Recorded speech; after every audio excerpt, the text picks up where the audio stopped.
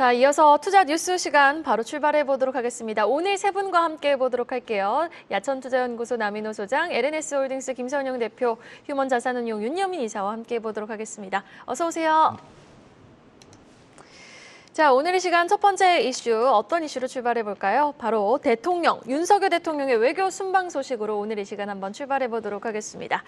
아세안 정상회의 참석을 위해 인도네시아를 방문 중인 윤석열 대통령, 어제 소식이 들려왔습니다. 원전, 핵심 광물 공급망 분야 등 미래 산업과 관련된 총 16건의 MOU를 체결했다라는 소식이 들려왔는데 구체적인 내용 좀 전해주실까요? 네, 시청자 여러분 아침부터 먼저 공부 좀 하시죠.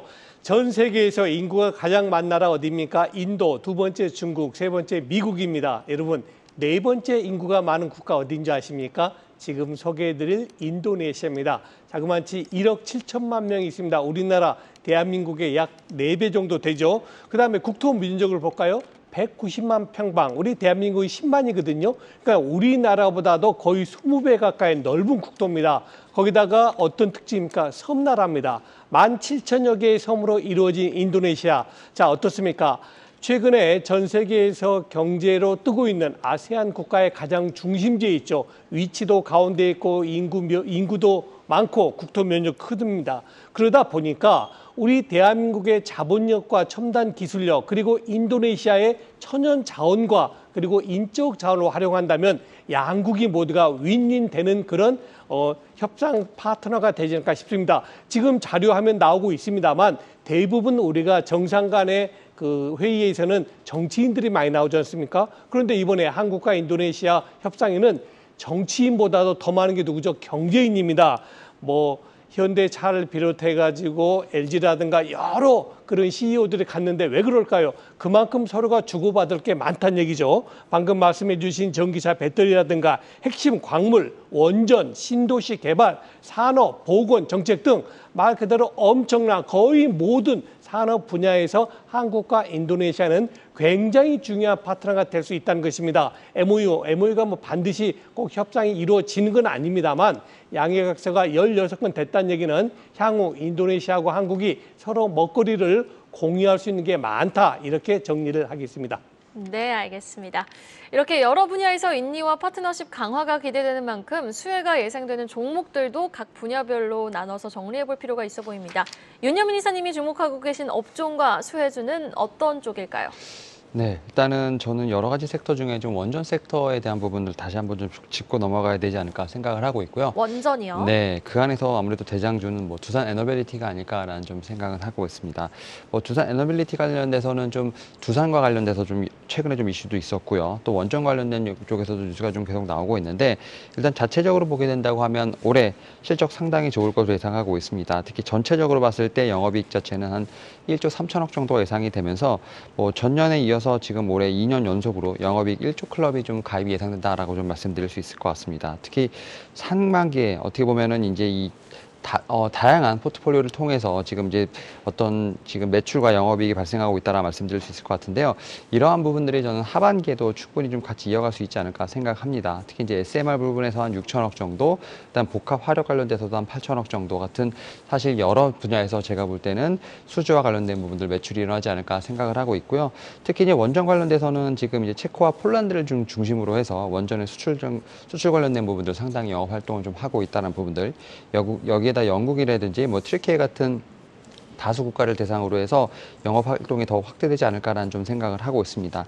또 우리가 상당히 관심을 갖고 있는 SMR 같은 경우도 지금 이제 미국의 뉴스케일 파워와 함께 지금 최근에 여러 가지 지금 프로젝트를 좀 진행하고 있는 상황이기 때문에 이와 관련된 모멘텀도 충분히 있지 않을까라는 좀 생각은 하고 있습니다. 원전과 관련돼서는 최근에 좀 뉴스가 있음에도 불구하고 지금 두산 에너비티 같은 경우는 주가가 조금은 좀 눌려 있는 상황이라 볼 수 있을 것 같은데요. 늘 말씀드린다만 박스권 상당히 한 18,500원 정도 된다라고 보시면 될 것 같습니다. 이 안에서는 충분히 저는 좀 매수가 가능하지 않을까라는 좀 생각을 하고 있고요. 이 원전과 관련돼서는 이 두산 에너빌리티에 대한 부분들을 좀 기준으로 삼아 보시면서 한번 좀 같이 관련된 종목들을 보시는 게 어떨까라고 말씀을 드려보도록 하겠습니다. 박스권 상단을 18,500원으로 좀 제시를 해주셨는데 그러면은 조금 올라오는 걸 확인하고 들어가도 늦지 않을까요? 어떻게 보세요? 조금 지금 들어가는 게 좋을까요? 올라오는 걸 확인하고 들어갈까요? 올라오는 걸 확인하고 들어가도 괜찮지 않을까 생각을 하고 있는데요. 사실 이제 이 원전과 관련돼서는 정답은 나와 있습니다만 결국은 이제 시간의 문제가 아닐까라는 좀 생각을 하고 있고요. 최근에 시장이 어떻게 보면 상당히 빠르게 선순환하고 있는 상황이기 때문에 오히려 지금 이제 선순환하는 쪽에서 먼저 좀 매매를 좀 하시다가 좀 다시 한번 원전이 올라오는 쪽을 좀 보시면서 그때 좀 들어가도 늦지 않다라고 좀 말씀을 드려보도록 하겠습니다. 네, 원전과 두산 에너빌리티 주목해 보겠습니다. 이어서 반도체 소식으로 넘어가 보겠습니다. 세계 반도체 시장의 업황이 기지개를 켜고 있다라는 소식이 전해졌습니다. 미국 반도체 산업협회가 7월 전 세계 반도체 매출이 432억 달러로 전월 대비 2% 넘게 늘어났다라고 밝혔는데요. 전반적으로 밤사이에 들려왔던 반도체 소식 좀 전해주실까요? 네, 제가 항상 말씀드린 대로 반도체 주가는 이제 한 6개월 정도 선행을 합니다. 이에 따라서 앞으로 내년에 좋아질 거라고 하면은 6개월 전인 지금부터 이미 투자를 들어가셔야 정상이고 이미 주가가 어느 정도 움직이고 있다라고 해서 이제 여러분들 이해하시면 될 것 같고요. 현재 지금 좀 얼어붙어 있습니다. 메모리 반도체 시장에서 내년에 회복이 좀 강하게 이루어질 것 같다는 그런 전망이 나왔는데요. 일단 올해 반도체 시장 규모는 총 5,520억 달러, 우리나라 돈은 한 737조 원 정도 됩니다. 그래서 작년보다는 일단 11% 정도 감소할 전망이다라는 얘기가 나왔고요.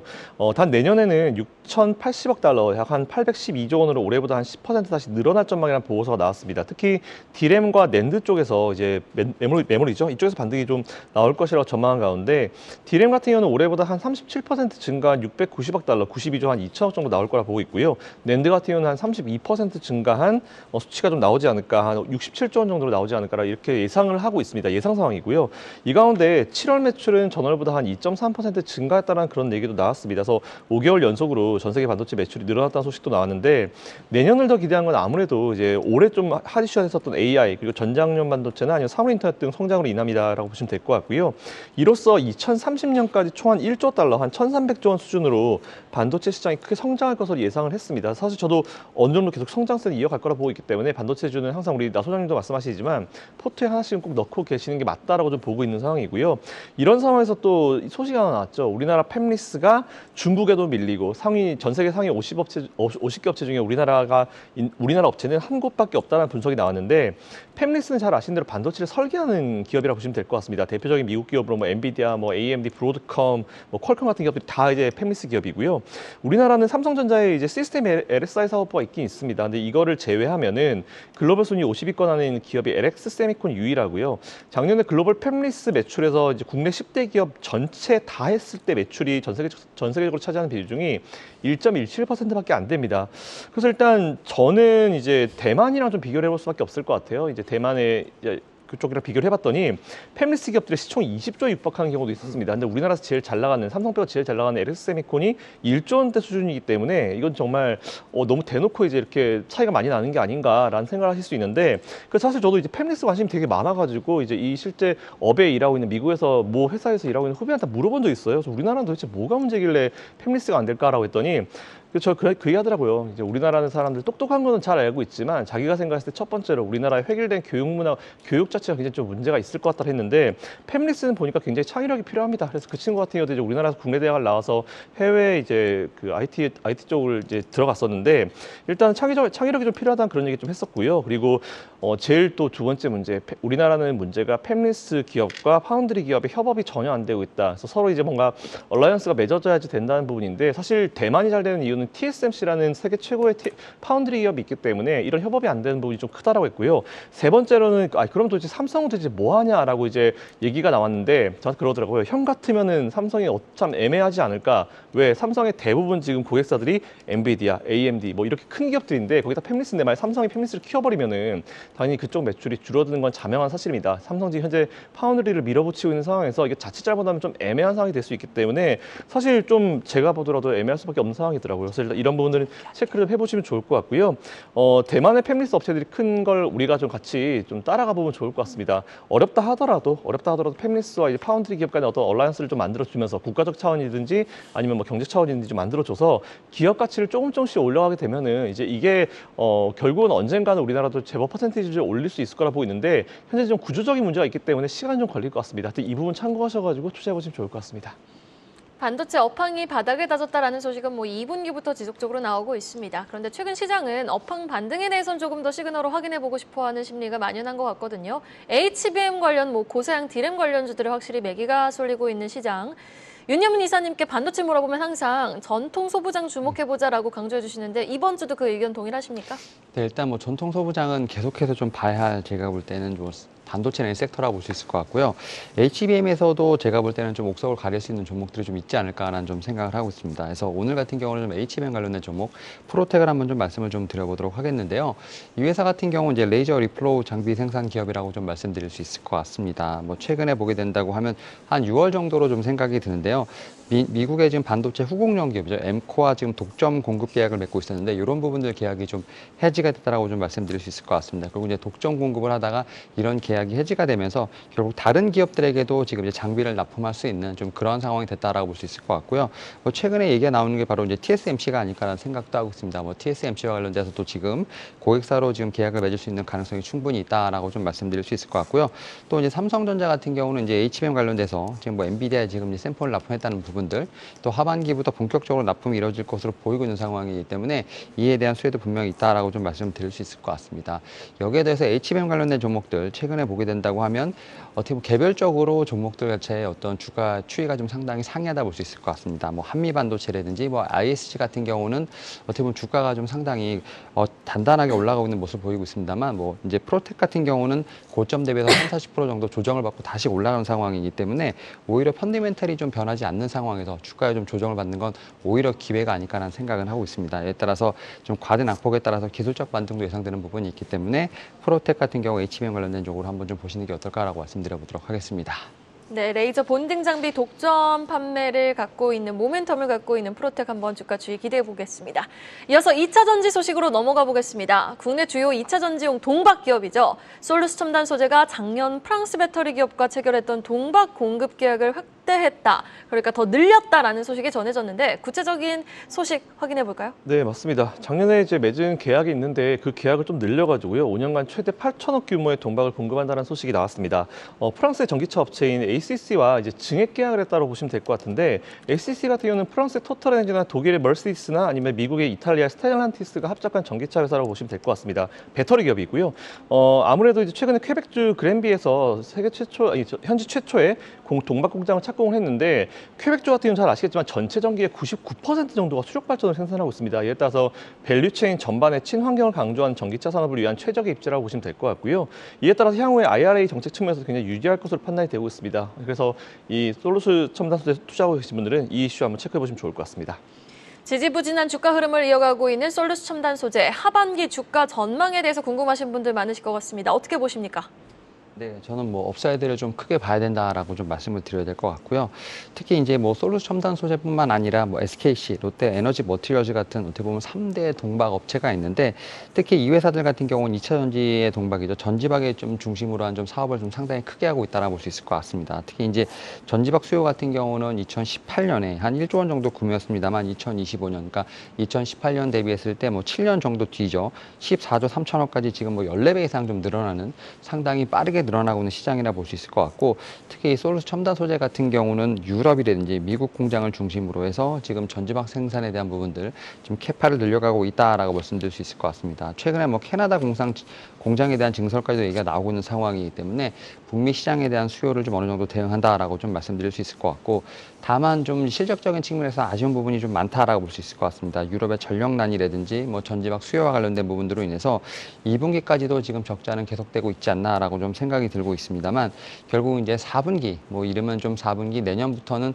흑자에 대한 가능성은 충분히 있지 않을까라는 좀 생각은 하고 있습니다. 결국 지금 상황에서 보게 된다면 캐파를 늘린다는 것 자체는 수요에 대한 부분들을 좀 미리 예측하는 부분이 있기 때문에 이와 관련해서 좀 실적에 관련된 부분들은 약간의 좀 시각을 좀 딜레이 되지 않을까 생각을 하고 있고 다만 그러한 부분들은 이미 좀 충분히 주가에 좀 반영된 부분이 있기 때문에 오히려 하방보다는 좀 상방을 보는 좀 대응이 맞지 않을까 생각하고 있습니다. 네, 하반기 솔루스 첨단 소재의 추가적인 상승 여력 기대해 보도록 하죠.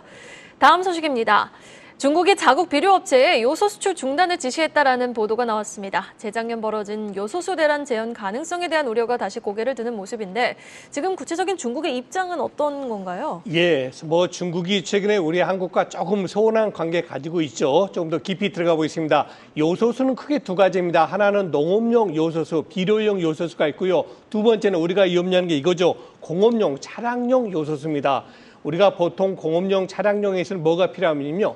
경유 차량, 특히 트럭이라든가 이런 큰 차들은 경유만 넣어서는 안 된답니다. 저도 그게 잘 이해가 안 가는데 경유 플러스 요소수를 넣어야 되는데 세계 1위 생산국이 중국입니다. 그리고 이 중국의 요소수 수입한 국가가 인도, 한국, 호주거든요. 그런데 금년 상반기 인도가 중국한테 100만 톤 요소수 수입 계약을 체결해 버렸습니다. 그러다 보니까 우리 한국하고 호주한테 올 요소수가 부족해진 건데요. 관련주로서는 롯데 정밀화학이 국내 차량용 요소수 50% 점유하고 있고요. 또 KG 케미칼이 약 30% 점유하고 있습니다. 2년 전 같은 요소수 대란은 안 나겠지만 그래도 두 종목에 대한 관심이 필요해 보입니다.